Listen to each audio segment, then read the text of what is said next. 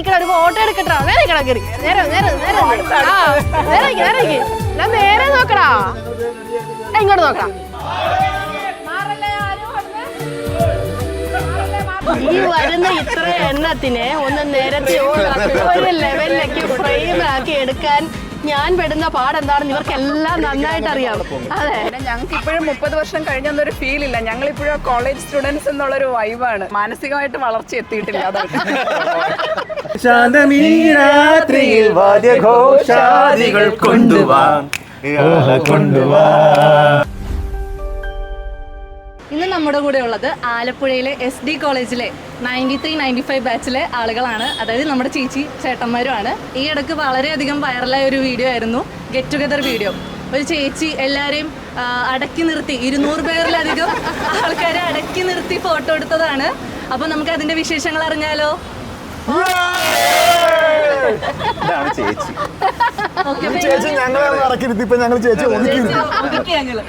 ചേച്ചി ഒതുങ്ങിയിരിക്കുകയാണ്. എങ്ങനെയായിരുന്നു ആ ഗെറ്റ് ടുഗദർ? ആ പ്ലാനിങ് എങ്ങനെയാണ് വന്നത്? അതായത് ഗെറ്റ് ടുഗദർ ഞങ്ങൾ 93-95 ബാച്ചുകാർ കഴിഞ്ഞ ഒരു 8-9 വർഷമായിട്ട് എല്ലാ ഫ്രണ്ട്ഷിപ്പ് ഡേ, അതായത് ഓഗസ്റ്റിലെ ആദ്യത്തെ ഞായറാഴ്ച ഫ്രണ്ട്ഷിപ്പ് ഡേ ആയിട്ട് വരും. ആ ഫ്രണ്ട്ഷിപ്പ് ഡേ ഞങ്ങൾ എല്ലാ വർഷവും ഒത്തുചേരാറുണ്ട്. ഇതേപോലെ ബഹളങ്ങൾ അവിടെ ഉണ്ടാകാറുണ്ട്, ഇതേപോലുള്ള ഫോട്ടോഷൂട്ട് നടക്കാറുണ്ട്, ഇതേപോലെ എടാപോട അങ്ങനെയുള്ള സാധനങ്ങളൊക്കെ അവിടെ എല്ലാ വർഷവും വരുന്നുണ്ട്.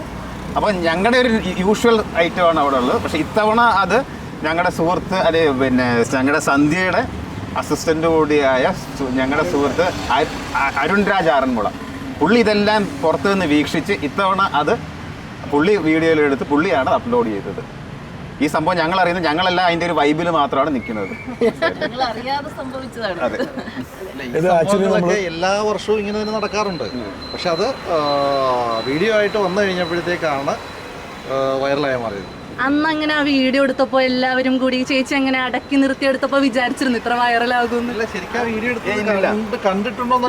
ഇത് എല്ലാ വർഷവും ഉണ്ട്. എല്ലാ വർഷവും അതെ, സന്ധ്യ വന്ന് ഞങ്ങളെയൊക്കെ അടക്കി ഒതുക്കി ഇരുത്തും. ഞങ്ങളെ സംബന്ധിച്ച് ഇത് എല്ലാ വർഷവും ഞാൻ ഇവരെ എല്ലാവരെയും പിടിച്ചൊരു ഗ്രൂപ്പ് ഫോട്ടോ എടുക്കുക അതൊരു ചടങ്ങിന്റെ ഭാഗമാണ്.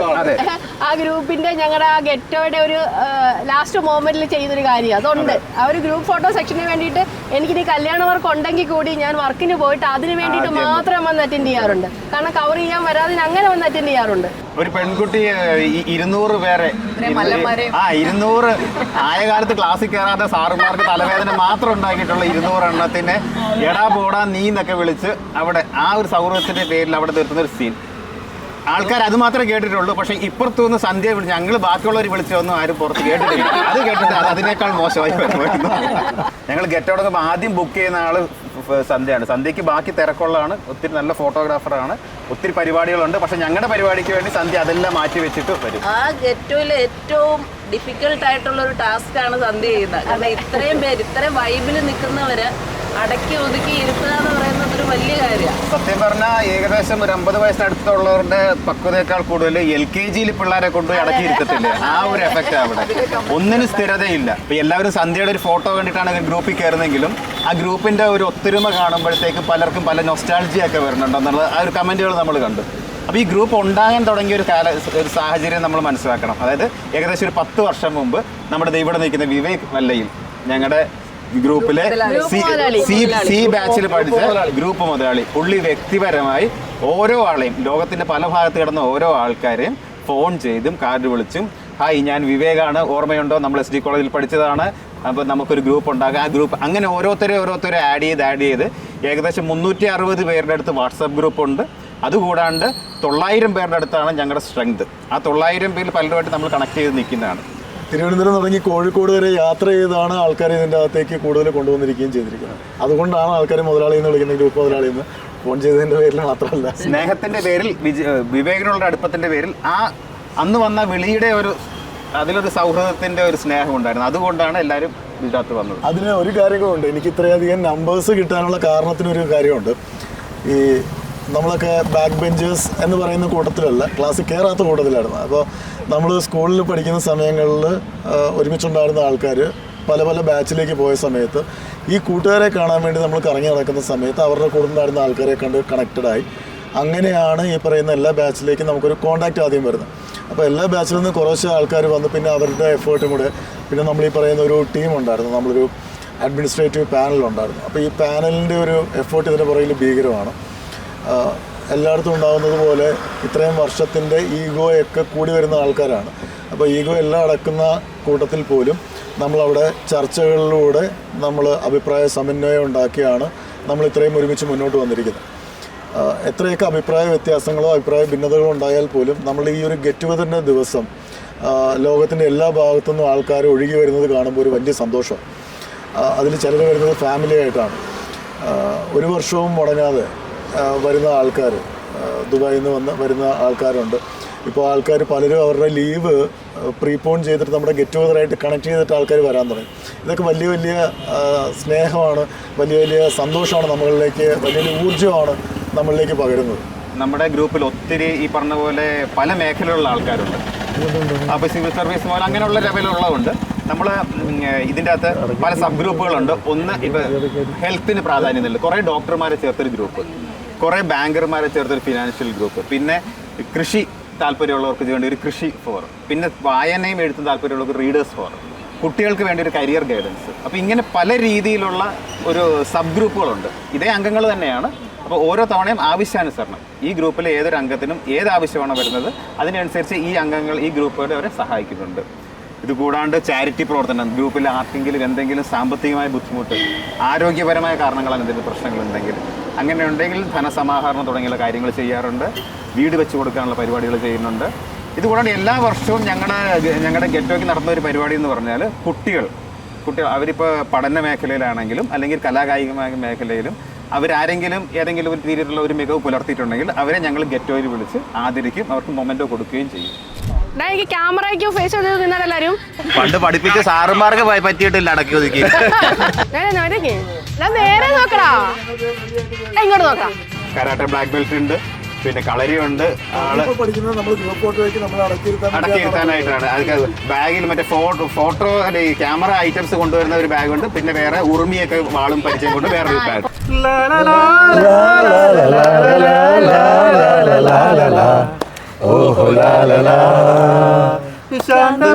രാത്രിയിൽ വാദ്യഘോഷാദികൾ കൊണ്ടുവാ, ഓഹോ കൊണ്ടുവാ. കൊമ്പട് ജുന്ത ജുന്ത ജുന്ത ജുന്ത ജുന്ത കുറുങ്കുഴൽ കൊട് ജുന്ത ജുന്ത ജുന്ത ജുന്ത ജുന്ത തപ്പട് തുന്ത ജുന്ത ജുന്ത ജുന്ത ജുന്ത പുറം കൊട് ജുന്ത ജുന്ത ജുന്ത ജുന്ത നഗര തീരങ്ങളിൽ ലഹരിയിൽ കുതിരവേ ശാന്തമീ രാത്രിയിൽ വാദ്യഘോഷാദികൾ കൊണ്ടുവാൻ നേരത്തെ ഭയങ്കര മെയിൻ ആയിരുന്നു, കോളേജിൽ പാട്ട് പാടും എന്നൊക്കെ പറഞ്ഞിരുന്നല്ലോ. ഇപ്പൊ ഞാൻ ചോദിച്ചല്ലോ ആരാധക. അപ്പൊ ആരാധികമാർ ഉണ്ടായിരുന്നു. ഉണ്ടായിരുന്നു. നമ്മൾ ആരാധിക്കുന്നത് ഇങ്ങോട്ടുണ്ടായിരുന്നില്ല. കുടുംബം കലക്കാൻ നോക്കുകയാണ്, കിട്ടിക്കാറായി. വേണ്ട അമ്പലത്തിൽ അങ്ങോട്ടല്ലേ ആരാധിക്കത്തുള്ളൂ, ഇങ്ങോട്ട് ആരെങ്കിലും ആരാധിക്കാറുണ്ട്. അപ്പോൾ ഒരു വശത്തുള്ള പ്രത്യേകിച്ച് ഞങ്ങളുടെ കോളേജിന്റെ കാലാവസ്ഥ എന്ന് പറഞ്ഞാൽ പ്രത്യേക രാവിലെ വരുമ്പോൾ എന്തെങ്കിലും ഒരു പഠിപ്പ് മുടക്കുണ്ടാകും, സമരം ഉണ്ടാകും, കത്തിക്കുത്ത്, തല്ല്, സമരങ്ങളുണ്ടായിരുന്നു. അങ്ങനെ കത്തിക്കുത്ത്, പിന്നെ കൊലപാതകം, ജീപ്പ് കത്തിക്കൽ, അങ്ങനെയുള്ള ചില കലാപരിപാടികൾ പൊതുവെ ഉണ്ടാകുന്നുണ്ട്. അതെന്ന് വെച്ചാൽ നമ്മൾ പറഞ്ഞത് അന്ന് അത്രയ്ക്ക് നല്ല തീക്ഷ്ണമായ ഒരു വിപ്ലവ വീര്യം ഉള്ള കുട്ടികൾ, രാഷ്ട്രീയ ബോധം കൂടിയുള്ള കുട്ടികളായിരുന്നു. ഇന്നത്തെ പോലെ ആയിരുന്നില്ല. അന്ന് മദ്യം മയക്കുമരുന്ന് സാധനങ്ങളൊന്നും ഉണ്ടായിരുന്നില്ല. പ്രീ ഡിഗ്രിയും നമ്മുടെ ഇപ്പൊ പ്ലസ് ടുവിന്റെ തമ്മിൽ എന്താണ് വ്യത്യാസം? അതാ നമ്മൾ കാരണം ഇപ്പൊ പ്ലസ് ടുവില് പണ്ട് കാലത്ത് 10ാം ക്ലാസ് 15 വയസ്സായെന്ന് പറഞ്ഞു കഴിഞ്ഞാൽ ആൾക്കാർ മുതിർന്നു എന്നുള്ളതാണ്. ഏറ്റവും ടോപ്പ് പോസ്റ്റ് ആണ്. പിന്നെ ആരും വീട്ടുകാർ നോക്കത്തില്ല. തനിയെ ബസ്സിൽ യാത്ര ചെയ്യും, തനിയെ മുണ്ടെടുത്ത് യാത്ര ചെയ്യും, തനിയെ പോകും. അങ്ങനെയുള്ള കോളേജാണ്. കോളേജ് കുമാരികൾ ആദ്യമായിട്ട് അവർ ഹാഫ് സാരി കൊടുക്കും. നമ്മൾ 10ാം ക്ലാസ് കഴിഞ്ഞ് എന്തോ ഒരു ഫ്രീഡം കിട്ടി. നമ്മൾ സ്കൂളിലാണല്ലോ 10ാം ക്ലാസ് വരെ. അപ്പോൾ അത് കഴിഞ്ഞ് നമ്മളൊക്കെ വളരെ അച്ചടക്കത്തോടു കൂടി പഠിക്കാൻ വേണ്ടി സ്കൂളിൽ ചെന്ന് ടീച്ചർമാരും അമ്മമാരും അച്ഛനും അമ്മയൊക്കെ പറയുന്നത് കേട്ട് നമ്മളിങ്ങനെ വളരെ ഡിസിപ്ലിൻഡ് ആണ്. പക്ഷെ നമ്മൾ കോളേജിലേക്ക് എത്തുക എന്ന് പറഞ്ഞാൽ എന്തോ നമ്മൾ ഭയങ്കര ഫ്രീഡം കിട്ടിയ ഒരു പ്രതീതിയാണ്. നമ്മളൊക്കെ കോളേജിൽ പോവാണ്ട് നാളെ മുതൽ കോളേജ് എന്ന് പറഞ്ഞാൽ ഒരു ഭയങ്കര ഒരു ഡിഫറൻസ് ആണ്. അന്ന് ശരിക്കും ഇവിടെ നിൽക്കുന്നവരെ വ്യക്തമായിട്ട് പരിചയപ്പെട്ടിട്ടില്ല. ഇത് ഞങ്ങളുടെ ഗ്രൂപ്പ് മുതലാളി എന്ന് പറയുന്നത് വിവേക് ആണ്. എൻ്റെ പേര് വിവേക്, പറഞ്ഞതുപോലെ വിവേക് എന്നാണ്. ഞാൻ എറണാകുളത്താണ് ഇപ്പോൾ സെറ്റിൽ ചെയ്തിരിക്കുന്നത്, എക്സ്പോർട്ടറാണ്. എൻ്റെ പേര് സീനത്ത് നിസ, അങ്ങനെയാണ് ഗ്രൂപ്പിൽ അറിയപ്പെടുന്നത്. സീന. എനിക്ക് ബിസിനസ്സാണ്. ഞാൻ ആലപ്പുഴയിൽ പെർഫെക്റ്റ് ഓപ്റ്റിക്കൽ എന്ന് പറഞ്ഞൊരു സ്ഥാപനം നടത്തുന്നു. എൻ്റെ ഷോപ്പിലാണ് ഇതിൻ്റെ ആദ്യകാല എല്ലാ ഒരുക്കങ്ങളും ഒരുങ്ങിയിരിക്കുന്നത്. കാരണം നമ്മൾ ഗ്രൂപ്പിൽ നിന്ന്, കോളേജിൽ നിന്ന് കിട്ടിയ ഒരു അഡ്രസ്സിൻ്റെ ഒരു ഡാറ്റാബേസ് എടുത്തിട്ട് നമ്മൾ പൊട്ടക്കണ്ണൻ്റെ മാവേലിയർ പോലെ ഈ 900 പേരുടെ വീട്ടിലേക്ക് നമ്മൾ കത്തെഴുതി. അപ്പോൾ അതിൽ ഫ്രം അഡ്രസ്സ് വെച്ചിരിക്കുന്നത് എൻ്റെ കടയുടെ സീലാണ് വെച്ചിരിക്കുന്നത്. അപ്പോൾ അത് പോയി ഒരു 50 കത്ത് പോകുമ്പോൾ അതിലൊരു 30 എണ്ണം തിരിച്ചു വരും. ആ കത്തുകളിലെല്ലാം കുത്തിയത് സിനിയുടെ ഹസ്ബൻഡ് ഇക്കയാണ്, റഷീദ്. അപ്പോൾ അന്ന് തുടങ്ങി നമുക്കിതൊരു ആവേശമാണ്. നമ്മൾ മാക്സിമം ആൾക്കാരെ ഓരോ വർഷവും നമ്മുടെ ഗെറ്റോയിലേക്ക് കൊണ്ടുവരിക എന്നുള്ളതാണ് നമ്മളുടെ ഒരു എന്താ പറയുന്ന നിയോഗമായിട്ട് നമ്മൾ എടുത്തിട്ട് അതിനുവേണ്ടി പ്രവർത്തിക്കുകയാണ്. എൻ്റെ പേര് പൗർണമി എന്നാണ്. ഞാൻ സ്റ്റേറ്റ് ബാങ്ക് ഓഫ് ഇന്ത്യയിലാണ് വർക്ക് ചെയ്യുന്നത്. State Bank of India Kaloor ബ്രാഞ്ചിലെ മാനേജറാണ്. അപ്പോൾ നമ്മുടെ ജോലി എന്ന് പറഞ്ഞു കഴിഞ്ഞാൽ കുറച്ച് അത്യാവശ്യം നല്ല വർക്ക് പ്രഷറൊക്കെ ഉള്ള ഒരു മേഖലയാണ് ഇപ്പോൾ ബാങ്കിങ് എന്ന് പറയുന്നത്. അപ്പോൾ ഇതിനൊക്കെ ഒരു സ്ട്രെസ് ബസ്റ്റർ എന്നുള്ള രീതിയിലാണ് നമ്മുടെ ഈ ഗ്രൂപ്പും ഈ ഫ്രണ്ട്ഷിപ്പും. അതായത് ഇതിലേക്ക് വരുമ്പോൾ ഉണ്ടാവുന്ന ഒരു ഓളം, പിന്നെ നമുക്ക് അല്ലെങ്കിൽ ഗെറ്റ് ടുഗദറിന് നമ്മൾ ഉണ്ടാക്കുന്ന ആ ഒരു ഇതെന്ന് പറയുന്നത് നമുക്ക് അടുത്ത ഒരു വർഷത്തേക്കുള്ള നമ്മുടെ ഒരു എനർജിയാണ്. അത് വെച്ചാണ് നമ്മൾ പിന്നെ അടുത്ത ഇതിന് വേണ്ടി വെയിറ്റ് ചെയ്യുന്ന ആ ഒരു രീതിയിലാണ് ഇപ്പോൾ എല്ലാവരും ഈ ഒരു ഫ്രണ്ട്ഷിപ്പ് ഡേക്ക് വേണ്ടി കാത്തിരിക്കുന്ന ഒരു ഫീലാണ് ഇപ്പോൾ എല്ലാവർക്കും ഉള്ളത്. ഇതിനു വേണ്ടി വെയിറ്റ് ചെയ്യുന്ന ഒരു ഇതാണ്. അപ്പോൾ ഇതിനകത്ത് നമ്മളതുപോലെ തന്നെ കുറച്ച് പരിപാടികളൊക്കെ സംഘടിപ്പിക്കും, നമ്മുടേതായിട്ടുള്ള ഡാൻസുകളും പാട്ടുകളും. കാര്യം നമുക്കിപ്പോൾ ഈ ഒരു അവസരത്തിൽ ഇനി എവിടെയും വേദിയൊന്നും കിട്ടാനില്ല. നമ്മുടെയൊക്കെ ഏകദേശം എക്സ്പയറി ഡേറ്റ് ആവാറായി. അപ്പോൾ നമുക്ക് ഇങ്ങനെ ഒരു അവസരം കിട്ടുക എന്ന് പറയുമ്പോൾ നമ്മൾ പിന്നെ പ്രത്യേകിച്ച് ഫ്രണ്ട്സിൻ്റെ കൂടെ ആകുമ്പം ഞങ്ങൾ ഈ ആയുസ് കുറയാതിരിക്കാൻ വേണ്ടി എല്ലാ ദിവസവും 2 മണിക്കൂർ എക്സർസൈസ് ചെയ്യുന്ന ആളാണ്. അങ്ങനെ ആയുസ് കുറയാതിരിക്കാനല്ല, മരുന്നുകളെ പേടിയാണ്. നമ്മൾക്കിപ്പോൾ ഹോസ്പിറ്റലിലോട്ട് ചെന്നാൽ നമുക്കറിയാലോ. അപ്പം നമ്മൾ അത്യാവശ്യം എല്ലാവരെയും നമ്മൾ ആ ഒരു വർക്കൗട്ട് ചെയ്യുക, ഹെൽത്ത് മെയിൻറ്റെയിൻ ചെയ്യുക, പിന്നെ നമ്മുടെ ഫ്രണ്ട്സിനെയും ഇതിനെപ്പറ്റി ഒരു അവയർനെസ് ഉണ്ടാക്കുക എന്നുള്ളതാണ്. മരിക്കാനിപ്പോൾ നമുക്ക് എപ്പോൾ വേണേലും മരിക്കാം, പക്ഷേ ഇപ്പൊ മനസ്സിലായില്ല ഞങ്ങളുടെ ഹെൽത്ത് ഗ്രൂപ്പിന്റെ നേതാവാരാണ്. ഹെൽത്ത് ഗ്രൂപ്പിൽ വേണ്ടി ആൾക്കാരെ കുറച്ച് പേരെ കൂട്ടി നമ്മൾ ഉണ്ടാക്കിയതാണ്. അപ്പോൾ അങ്ങനെ ഒരു ഡെയിലി ഫിറ്റ്നസ് അപ്ഡേറ്റ് എന്നൊരു ഗ്രൂപ്പ് ഉണ്ടാക്കിയിട്ട് അതിലേക്ക് എല്ലാവരും ചെയ്യുന്ന വർക്കൗട്ടുകൾ അതിടുമ്പോൾ ആൾക്കാർക്ക് ഒരു മോട്ടിവേഷനാണ്. വീണ്ടും ഇന്നാൾ ചെയ്യുമ്പോൾ അയ്യോ നമുക്കും ചെയ്യാമെന്നൊരു തോന്നലുണ്ടായി നമ്മൾ ചെയ്യും. അങ്ങനെയൊക്കെ നമ്മളെ കൊണ്ടാവുന്ന പോലെ നമ്മൾ എല്ലാവരെയും പങ്കെടുപ്പിച്ചുകൊണ്ട് അത് ചെയ്യാറുണ്ട്. പിന്നെ ഈ പറഞ്ഞ പോലെ നമ്മൾ ഈ ഡാൻസുകൾ പാട്ടുകളൊക്കെ പ്രാക്ടീസ് ചെയ്യാൻ സമയമില്ലാത്തപ്പോഴും നമ്മൾ ഇതുപോലെ വീഡിയോ കോളൊക്കെ വിളിക്കുന്നു, എല്ലാവരെയും സംഘടിപ്പിക്കുന്നു, ഡാൻസ് ചെയ്യുന്നു. അതൊക്കെ ഒരു ആ ഒരു ഇതെന്ന് പറയുന്നത് നമ്മൾ ഭയങ്കര എൻജോയ് ചെയ്ത് ചെയ്യുന്ന ഒരു കാര്യമാണ്. അത് ഗെറ്റോയുടെ ഒരുക്കങ്ങൾ എന്ന് പറഞ്ഞാൽ ഒരു 2-3 മാസം മുമ്പേ തുടങ്ങും. കമ്മിറ്റി ഉണ്ടാക്കുന്നു, ഓരോരുത്തർക്ക് ഓരോ ടാസ്ക് കൊടുക്കുന്നു, ഇൻവിറ്റേഷൻ ഒരു ഗ്രൂപ്പിന് കൊടുക്കും, ഫുഡ് കമ്മിറ്റി ഫുഡിൻ്റെ ഒരാൾക്ക് കൊടുക്കും, ഒരു ഗ്രൂപ്പിന് കൊടുക്കും, പിന്നെ ഫണ്ട് കളക്ഷൻ വേറൊരാൾക്ക് കൊടുക്കും. അങ്ങനെ ഇവൻറ്റ്സ് ചെയ്യാനായിട്ട് അതെല്ലാം സെറ്റപ്പ് ചെയ്യാൻ സ്റ്റേജിൻ്റെ കാര്യങ്ങളൊക്കെ ഒരാൾക്ക്. അപ്പോൾ എല്ലാവരുടെയും കൂടെ ഒരു കൂട്ടായ്മയിൽ അത് എല്ലാവരും കൂടെ ഒന്നിച്ച് വർക്ക് ചെയ്യുമ്പം അത് വളരെ മനോഹരമായിട്ട് അവസാനം അത് ആ ഒരു ഇത് ഉണ്ടാകുമ്പോൾ നമുക്കുണ്ടാകുന്ന ഒരു സന്തോഷം എന്ന് പറഞ്ഞാൽ അത് പറഞ്ഞറിയിക്കാൻ വയ്യാത്തതാണ്. അങ്ങനെ ഞങ്ങളുടെ ഒരു എഫേർട്ടിൻ്റെ ഇതായിട്ട് ആയിരിക്കാം ഇപ്പം ഇത് ഇത്രയും വൈറലായതും എല്ലാവരും അറിയപ്പെടുന്നു. എൻ്റെ പേര് സന്ധ്യ, എൻ്റെ വീട് തോട്ടപ്പള്ളിയിലാണ്. പിന്നെ ഞാൻ ഫോട്ടോഗ്രാഫർ. ഇപ്പം ഗ്രൂപ്പിൽ ഇപ്പം എന്താ പറയേണ്ടത്, സന്ധ്യ സ്റ്റുഡിയോ. അതെ, സന്ധ്യ സ്റ്റുഡിയോ എന്നാണ് അറിയപ്പെടുന്നത് എൻ്റെ സ്റ്റുഡിയോയുടെ പേര്. അപ്പോൾ ഞാൻ എൻ്റെ ഗ്രൂപ്പിൻ്റെ സ്വന്തം ഫോട്ടോഗ്രാഫറാണ്. അപ്പോൾ ഞാനില്ലാത്തൊരു ഫോട്ടോഗ്രാഫി അവിടെ ഇല്ല. അപ്പോൾ ആ ഗെറ്റോയുടെ എന്താ പറയുക, ഒരിക്കലും ഒഴിച്ചുകൂടാൻ പറ്റാത്ത ഒരു വലിയ സംഭവമാണ് ഞങ്ങളുടെ ഗ്രൂപ്പ് ഫോട്ടോ എടുക്കുക എന്ന് പറയുന്നത്. ആ ഗ്രൂപ്പ് ഫോട്ടോ എടുക്കുക എന്ന് പറഞ്ഞാൽ എൻ്റെ ഏറ്റവും വലിയ ടാസ്ക്. ഇവരൊക്കെ പൈസ സംഭരിക്കും, അവരാളുകളെ കൂട്ടും, എല്ലാവരെയും വിളിച്ചോട്ടും ഭക്ഷണം റെഡിയാക്കും, വെള്ളം റെഡിയാക്കും, സ്റ്റേജ് റെഡിയാക്കും. ഇതൊന്നും അല്ല പാട്. ഈ വരുന്ന ഇത്ര എണ്ണത്തിനെ ഒന്ന് നിരത്തി ഒരു ലെവലിലേക്ക് ഫ്രെയിമാക്കി എടുക്കാൻ ഞാൻ പെടുന്ന പാടെന്താണെന്ന് ഇവർക്കെല്ലാം നന്നായിട്ട് അറിയാം. അതെ, എനിക്ക് ഈ സത്യത്തിൽ ഞാനെടുത്ത ഇതിൻ്റെ റീൽസിനടിയിൽ വന്ന് കമന്റ് ഇട്ടിട്ടുണ്ടായിരുന്നു, കുഞ്ഞുങ്ങളെ എടുക്കുന്നതിനേക്കാൾ ബുദ്ധിമുട്ടാണല്ലോ. ശരിയാ, കൊച്ചു കുഞ്ഞുങ്ങളുടെ ഫോട്ടോ പോലും എനിക്ക് ഇത്രയും ബുദ്ധിമുട്ട് തോന്നാറില്ല. പക്ഷെ അതെന്താണെന്ന് വെച്ചാൽ അതെ വിളിക്കാം, ഇതൊക്കെ എൻ്റെ സുഹൃത്തുക്കളായതുകൊണ്ട് തന്നെ അവരെൻ്റെ മുമ്പിൽ അച്ചടക്കം കാണിക്കത്തില്ല. ലാസ്റ്റ് പിന്നെ ഒറ്റ സൊല്യൂഷനേ ഉള്ളൂ. പിന്നെ എന്താ ചെയ്യുന്നത്? എത്ര അച്ചടക്കത്തോടെയാണെങ്കിൽ ആ കോളേജിൽ കയറുമ്പോൾ അതങ്ങ് പോകും. പിന്നെ ഷൗട്ട് ചെയ്ത് ബഹളം വെച്ച് അതായത് എനിക്ക് എൻ്റെ എനർജി ഫുൾ എടുത്തുള്ള വോയിസ് എടുത്താൽ മാത്രമേ ഇവരെ കുറച്ച് നേരത്തേക്ക് എൻ്റെ കൺട്രോളിൽ കൊണ്ടുവരാൻ പറ്റുള്ളൂ.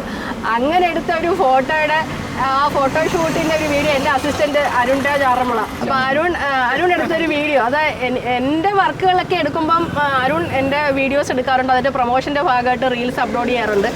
അതിൻ്റെ ഭാഗമായിട്ട് തന്നെ ഇതും ഞാൻ ആ ഒരു ഗ്രൂപ്പിന് വേണ്ടി എടുക്കുന്ന എഫേർട്ട് എന്താണെന്ന് കാണിക്കാൻ വേണ്ടി അവനെടുത്തൊരു വീഡിയോ ആണ്. അത് അവൻ്റെ പേജിൽ അപ്ലോഡ് ചെയ്തതാണ്. അത് ഇത്രയും വൈറലാകുമെന്നൊന്നും ഒരിക്കൽ പോലും വിചാരിച്ചില്ല. പക്ഷെ അത് എൻ്റെ ഗ്രൂപ്പിൻ്റെ ഈ ലോകത്തിൻ്റെ എല്ലാ ഭാഗത്തും എത്തിക്കാൻ സാധിച്ചതിൽ ഞാൻ ഒത്തിരി സന്തോഷിക്കുന്നുണ്ട്. എൻ്റെ പേര് കമാൽ എന്നാണ്. ഞാൻ ആലപ്പുഴയാണ് താമസം. ജോലി ചെയ്യുന്നത് ഇവിടെ കലൂര് തന്നെയാണ്. ടാക്സ് പ്രാക്ടീഷണറായിട്ട് വർക്ക് ചെയ്യുകയാണ് ഇവിടെ. അങ്ങനെ 2017 നമ്മൾ ഈ ഗ്രൂപ്പ് തുടങ്ങിയപ്പോൾ മുതൽ ഇതിൻ്റെ ഭാഗമായിട്ടുണ്ട്. കഴിഞ്ഞ ഒരു വർഷമായിട്ട് ഈ അഡ്മിനിസ്ട്രേറ്റീവ് പാനലിലും ഇതിനകത്തുണ്ട്. ഈ ഗ്രൂപ്പിനെ കുറിച്ച് പറയുകയാണെങ്കിൽ ഒരു 30 വർഷങ്ങൾക്ക് ശേഷം, അതായത് 27 വർഷങ്ങൾക്ക് ശേഷം ഒരു ഗ്രൂപ്പ് ആ 93-95 പഠിച്ചിറങ്ങിയ ആൾക്കാരെ ഒന്നിപ്പിക്കുക എന്ന് പറയുന്നത് ഒരു വലിയ ടാസ്ക് തന്നെയായിരുന്നു. വലിപ്പ ചെറുപ്പമില്ലാതെ, ഇപ്പം അനിൽ പറഞ്ഞ കണക്ക് ഒരു സിവിൽ സർവീസിൻ്റെ റാങ്കിലിരിക്കുന്ന ഒരാൾ മുതൽ ഒരു സാധാരണ നമ്മുടെ ഇതിൽ ജീവിക്കുന്ന തൊഴിലെടുത്ത് ജീവിക്കുന്ന ആൾക്കാർ വരെയുള്ള ഒരു ഗ്രൂപ്പിൽ, ആ ഒരു കോളേജ് ഗ്രൂപ്പിനകത്തോട്ട് കയറി കഴിഞ്ഞാൽ അവിടെ നമ്മുടെ ഡെസിഗ്നേഷനൊന്നും യാതൊരുവിധ വാല്യൂ ഇല്ല. അവിടെ ഉള്ളത് ഈ 93-95 പഠിച്ചിറങ്ങിയ സുഹൃത്തുക്കൾ മാത്രമാണ്. അവരുടെ തീരുമാനങ്ങൾ അത് ആര് പറഞ്ഞാലും ആ തീരുമാനങ്ങൾക്ക് അതിൻ്റേതായ വാല്യൂ കൊടുത്ത് തന്നെയാണ് എല്ലാവരും കൂടെ ചർച്ച ചെയ്യുന്നതും ഒരു തീരുമാനത്തിലെത്തുന്നതും. ഇപ്പോൾ എൻ്റെ പേര് അനിൽകുമാർ, ഡോക്ടർ അനിൽകുമാർ.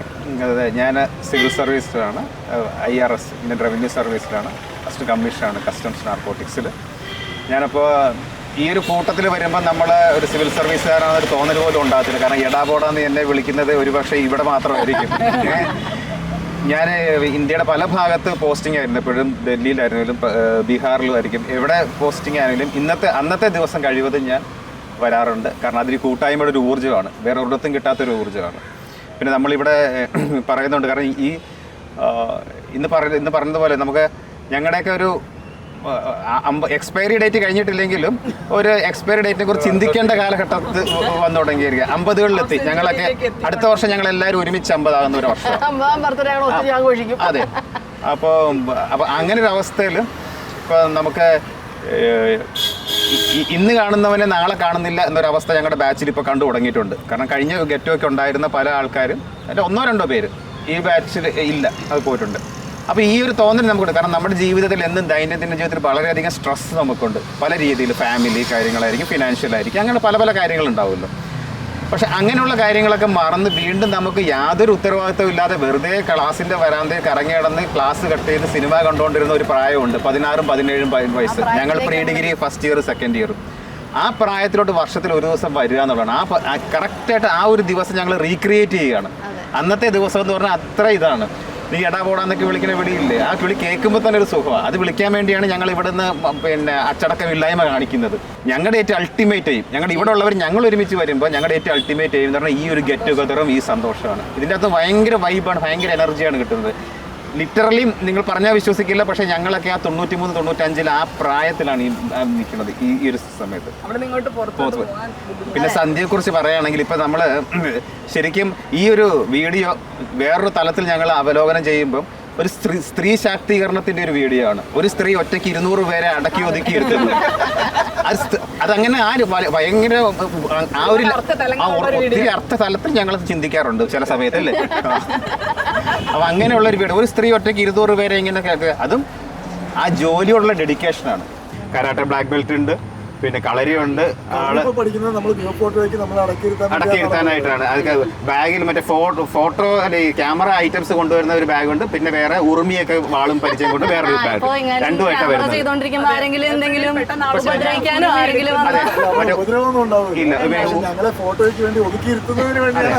ഉറുമിയൊക്കെ എടുത്തിട്ട് നിൽക്കുമ്പോൾ നമുക്കിന്നെ പഴയ മറ്റേ പുത്തൂരം വീട്ടിലെ ഉണ്ണിയാർച്ചയുടെ ഒരു, അപ്പൊ ആ ഒരു സ്ത്രീ ശാക്തീകരണത്തിന് ഉത്തമ ഉദാഹരണം. ഞങ്ങൾ ഇത് തമാശയ്ക്ക് പറയുന്നത് സത്യം പറഞ്ഞാൽ we are proud of Har.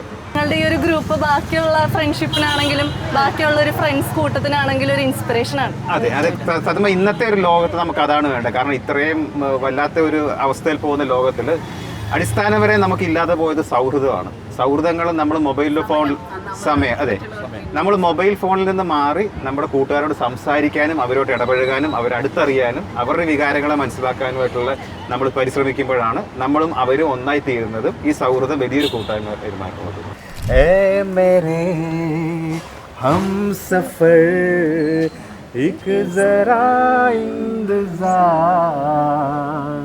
सुन सदाएं दे रही है मंजिल प्यार की.